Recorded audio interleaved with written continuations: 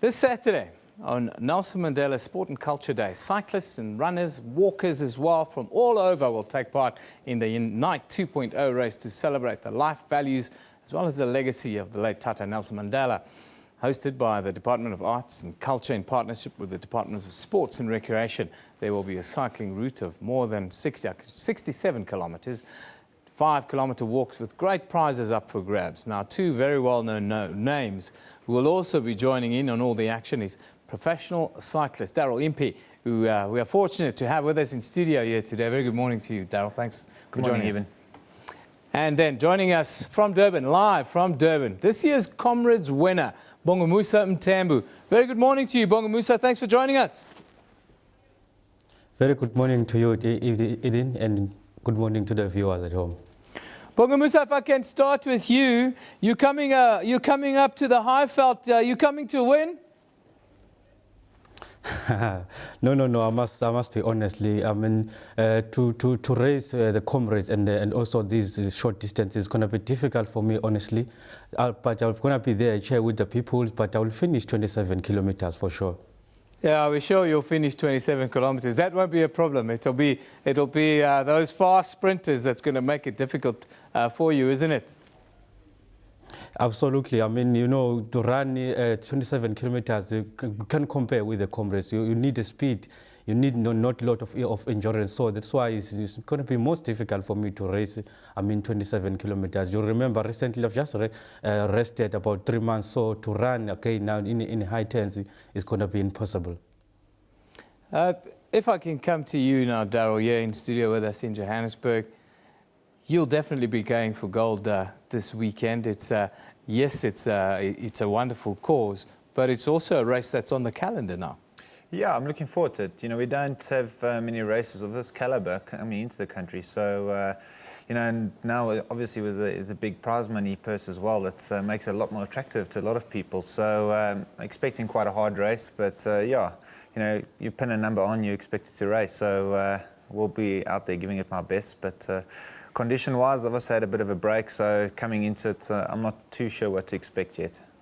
Let's have a look at what we can expect, because we've got a route map up, and maybe you can tell us what's your sort of expectation. There we have it. If we can make sense of it, water point 1, 2. Just run us through your thoughts on this route, Darryl. Yeah, I think we start at Loftus at the Loftus grounds, and you know, then we're going to be moving through Klapperkorp and those kinds of areas, which is pretty tough. So you know, it's got 800 meters of climbing around the route, which is a lot of elevation for such a short distance. And with it being such a short distance in cycling terms, 67k is not a lot. It should be quite attacking from the start, because nobody really wants it to come to a sprint finish. You know, nobody wants to leave it all up till the end. But yeah, I think especially the uphill finish at Union Buildings will make it a really tough race. But yeah, with the amount of climbing involved, it's going to be tough. Who are some of the guys that you've got your eye on, or you think are going to be quite tough to beat on race day Saturday? Look, obviously collectively the teams are quite strong together.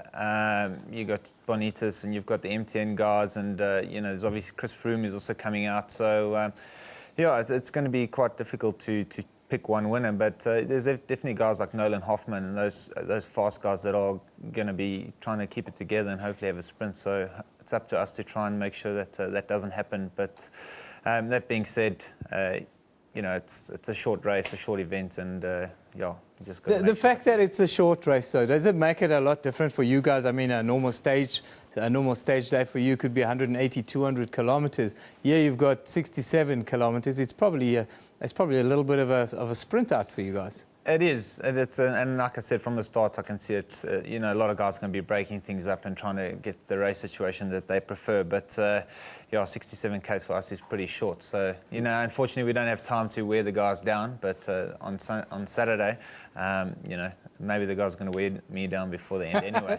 It's probably going to be flat out all the way. I don't think there's going to be any messing about, is it? No, I don't think so. And especially, you know, I don't really have the top end condition at the moment. So you know, I think I'll be trying to just play clever and hide away for a bit and hopefully have a good sprint at the end. Try and burgle them at the end there. let me just go back to Bonga Musa in Durban. Bonga, you used to the Comrades route. Tell us about the route in the capital, the city of Tshwane. What do you think of it, and what sort of strategy would you be looking at on race day Saturday? Yeah, I mean, I can say that because I've heard that last 5K so it's got a little bit hill, so it's going to be nice to get those hills. I mean, you also remember that when you're here in Durban, it's like a coast. So when you go to Johannesburg, it's like you go to high altitude. So it's also those kind of things going to play some major role to your body. So it's most important to take it easy.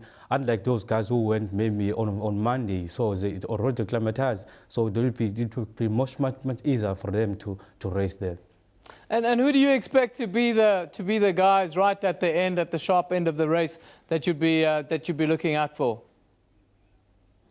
Yeah, man, because of the prize, I think guys like Stephen Mokoka or Joe Mone, Lucas Lakimuhale, or Claudio Mzazi, it's one of those guys, maybe they're going to be there. I mean, recently the guys have been done well in East London, in PE. So all those kind of guys, they do run the good times.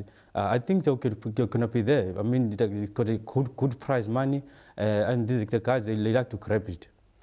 Now, Bonga, a lot's being made about the prize money. Yes, it is big prize money, but it's about much more than prize money. It's about the legacy of Nelson Mandela, really, isn't it? And what does that mean to you? I mean, absolutely. I mean, it's an honor and it's a privilege for me. You remember recently I was even involved in Mandela Marathon here in Pietermaritzburg. So, I mean, to be involved again in Unite in the name of Nelson Mandela, I mean, it's a privilege and honor for me, especially in our youth in our days. I mean, I was very humbled to get a call from them again to invite me. I mean, it's a privilege to me. Well, thank you very much. That's Bonga Musa Mthembu, who is the Comrades winner this year, joining us live from Durban. He'll be up in the capital this weekend to try and pick up a few South African runs. But I've still got Daryl with me here in studio. Just talk to us about the Nelson Mandela Unite initiative. And yes, it's nice to compete for the big prize money, but this is so much more than.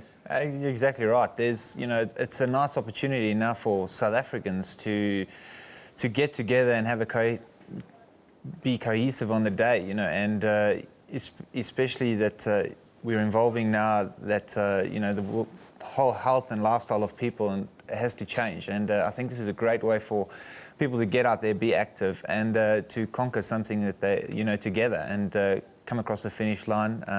Have a drink together, and afterwards there's still a big celebration with the party. So it's a great way for South Africans to unite and get together, and I think that's the whole theory behind this whole event. Is it's not about the money, it's about getting together and getting out there and being active.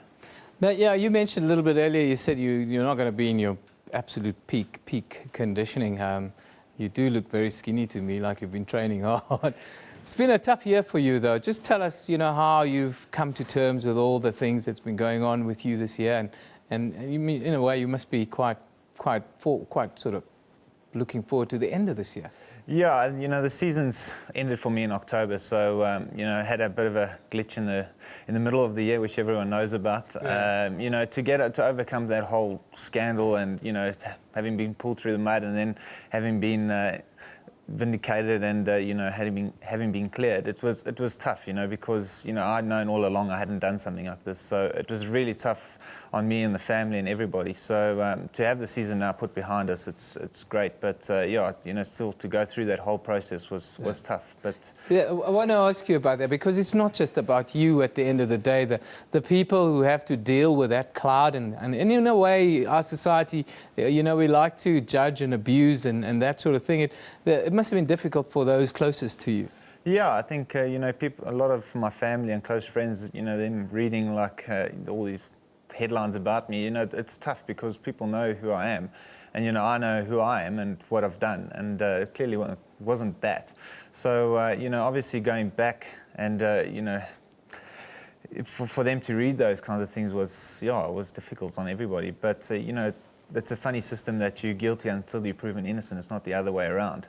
You know, and finally, once I'd been proven not guilty, then you know, it's hard to clear your name, and people have already made opinions of you. And difficult, you get stigmatized, they put a stigma on you, you're a doper, you're a this, you're a that, and it's, even if you're found innocent, at the end of it all, it's still almost impossible to clear the cloud off you, because, you know, it kind of stays with you a little bit. How are you going to go into next year? What sort of attitude are you taking with you? Yeah, well, I think I already showed straight off the bat after I got cleared. I raced in Alberta and I won straight away. That you know, that I could show straight away that I could win and to prove everyone wrong again. So yeah, you know, I think going into next year, it's just about winning races and competing at the top level as I have been in the past, and just kind of restoring the faith in the people. But I think generally I've had a big support structure here in South Africa, and you know, the people have been quite good about it. So I'm looking forward to next year and racing the Tour de France again. I can tell you, we love you. We love you here in South Africa, Daryl. You know, you're an absolute gentleman. Thank you for coming in today, and thank you for always flying the South African flag wherever you are all over the world. Thank you very much for joining us today. Thanks very much for having me, Eben.